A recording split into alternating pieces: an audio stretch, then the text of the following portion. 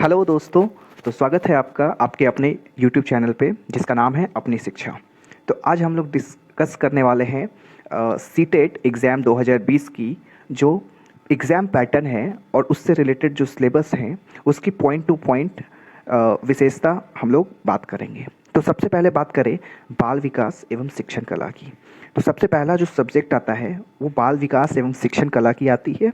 उसमें आपको प्रश्नों की संख्या 30 होती है और जो कुल समय होते हैं वो कुल समय आपके 30 अंक, कुल समय 150 मिनट होते हैं इन सारे क्वेश्चंस के लिए।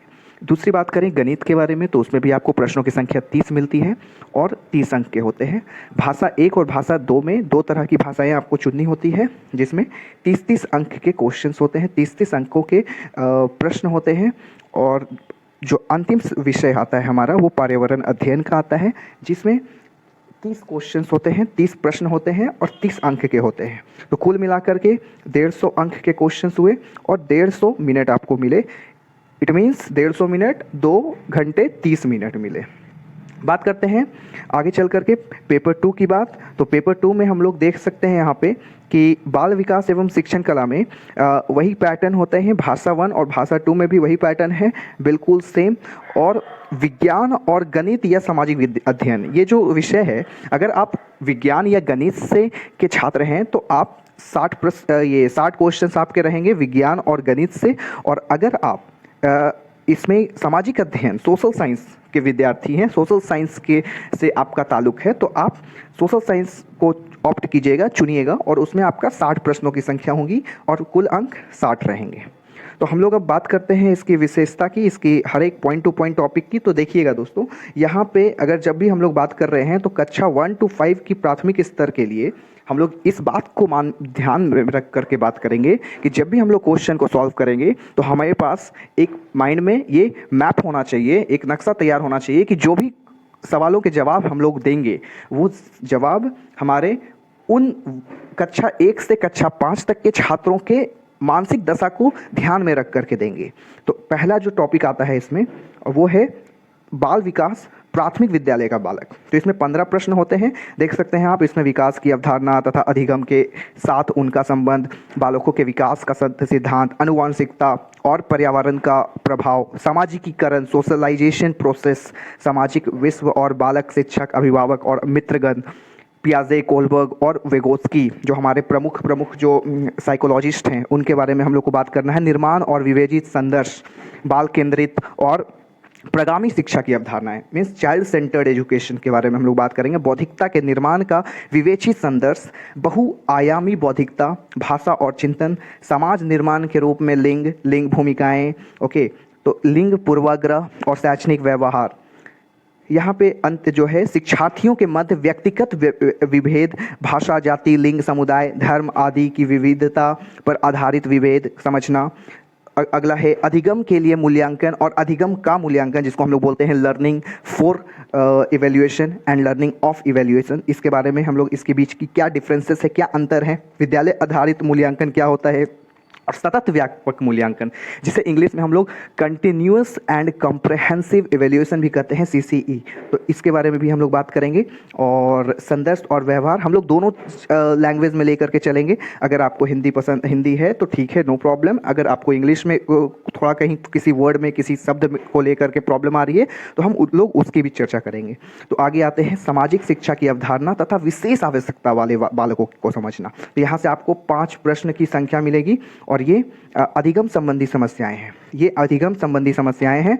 और अगला जो है अधिगम और अध्यापन, बालक किस प्रकार सोचते और सीखते हैं, बालक विद्यालय प्रदर्शन में सफलता प्राप्त करने में कैसे और क्यों असफल होते हैं। तो इन सभी बातों को हम लोग ध्यान देंगे। इसमें 10 प्रश्नों की संख्या आएगी। तो ये की पॉइंट्स जो मैंने बता रहे हैं इसमें से 10-10 नंबर के, 5-5 नंबर के और ऊपर में 15 नंबर के क्वेश्चंस आपके आएंगे। तो इस तरह से हमारा ये child development and pedagogy complete हुआ है। दोनों की सिलेबस बिल्कुल भी सेम है, पेपर 1 और पेपर 2 की। बस अंतर ये है कि इसमें कक्षा 1 से और कक्षा 5 तक के छात्रों की मानसिक दशा को ध्यान में रख करके हम लोग को सवालों के जवाब देने हैं, और उसमें कक्षा 6 से कक्षा 8 तक के छात्रों की मानसिक दशा को ध्यान में रख करके जवाब देने हैं। तो हम लोग यहाँ पे आते हैं भाषा 1 में। देखिए भाषा 1 जो भाषा बोधगम्यता जो है उसमें अपठित अनुच्छेदों को पढ़ना होगा। आपके पास 2 अपठित गद्यांश होंगे, 2 अनुच्छेद, एक गद्य अथवा नाटक और एक कविता, जिसमें बोधगम्यता, निष्कर्ष, व्याकरण और मौखिक योग्यता से संबंधित प्रश्न होंगे। यहाँ पे कुछ लोग क्या करते हैं, इसकी संस्कृत चूज करते हैं, वो अपने सब्जेक्ट के अकॉर्डिंग, अगर आपका संस्कृत अच्छा है, आपका हिंदी अच्छा है, आपका इंग्लिश अच्छा है, तो जो भी आप सब्जेक्ट को पहले में प्राथमिकता देंगे वो आपका सब्जेक्ट अच्छा होना चाहिए। तो यहाँ पे योग्यता से संबंधित प्रश्न होंगे, गद्य, अनुच्छेद, साहित्यिक, वैज्ञानिक, वर्णनात्मक अथवा तर्कमूलक हो सकता है। आगे हम लोग बात करें भाषा विकास का अध्यापन कला, तो इसमें 15 प्रश्न होंगे जो कि लैंग्वेज पेडागोजी से रिलेटेड होंगे। तो लैंग्वेज पेडागोजी के बारे में भी हम लोग डिस्कस करेंगे और अच्छे से इसको समझेंगे, ये सारे पॉइंट्स को, अधिगम का और अर्जन, ये सब हम लोग देख सकते हैं। देखिए भाषा 2 में भी बिल्कुल वही होंगे, 2 अनदेखे गद्य, अनुच्छेद, तर्कमूलक अथवा साहित्यिक अथवा वर्णनात्मक अथवा वैज्ञानिक, जिनमें बोधगम्यता, निष्कर्ष, व्याकरण और मौखिक, इन सभी की बात हो रही हो। अब हम लोग बात कर रहे हैं भाषा विकास का अध्यापन।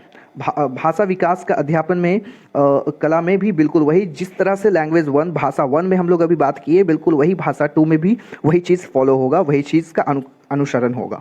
अब हम लोग बात कर रहे हैं गणित की। तो गणित में आप देख सकते हैं 15 प्रश्न के क्वेश्चंस होंगे, टोटल 15 प्रश्न होंगे आपके सब्जेक्ट मैटर से। सब्जेक्ट से मीन्स आपके मैथमेटिक्स की जानकारी से, आपकी गणितीय जानकारी से।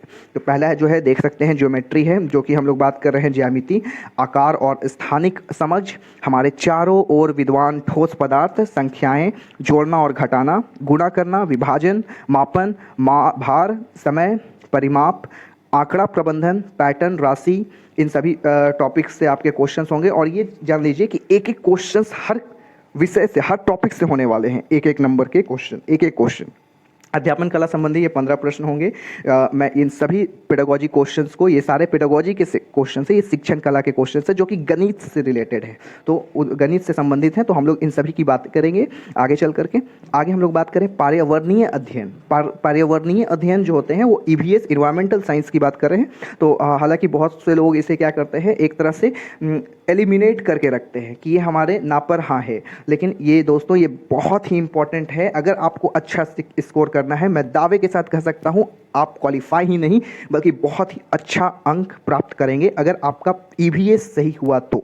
अब हम लोग बात करते हैं विषय वस्तु। इसकी विषय वस्तु क्या है, परिवार और मित्र। अगर आप NCERT की किताबें देखेंगे क्लास 1 से लेकर के क्लास 5 तक और क्लास 5 से लेकर के क्लास 8 तक, तो आप पहले हम लोग बात कर रहे हैं 1 से 5 तक, तो आपको इन सभी टॉपिक्स की जो यहाँ पे टॉपिक्स की बात की कही गई है, इन सभी टॉपिक्स की बात जो परिवार और मित्र हैं, संबंध, कार्य और खेल, पशु, पौधे, भोजन, आश्रय, पानी, भ्रमण, ये चीज़ें जो हम बनाते और करते हैं, इन सभी से रिलेटेड है और ये सारी चीज़ उसमें लिखी हुई हैं। अगर अध्यापन संबंधी मुद्दे जो होते हैं, इसमें 15 प्रश्न होते हैं। 15 प्रश्न आपके सब्जेक्ट से आएंगे और 15 प्रश्न आपके जो EVS के पेडागोजी हैं, EVS के शिक्षण कला हैं, तो उससे आएंगे। तो मैं कंटेंट भी कवर करूंगा और इससे भी कवर करूंगा। ये जो EVS की अवधारणा और व्याप्ति जो है हमारे दिमाग में जो बनी हुई है, EVS का महत्व क्या है, एकीकृत EVS क्या है, पर्यावरणीय अध्ययन एवं पर्यावरणीय शिक्षा, अधिगम सिद्धांत, तो ये सारे विषयों के बारे में हम लोग बात करेंगे। तो ये हमारा पेपर 1 के लिए बात हुआ। और अगर आपको चैनल पसंद आता हो तो प्लीज़ आप इसे लाइक करें, सब्सक्राइब करें, और आपको जिन भी टॉपिक्स में प्रॉब्लम हो रही है उस पर्टिकुलर स्पेसिफिक टॉपिक हमारे कमेंट में बॉक्स में लिख करके मुझे दे और मैं उस पर वीडियो बनाने का प्रयास करूँगा।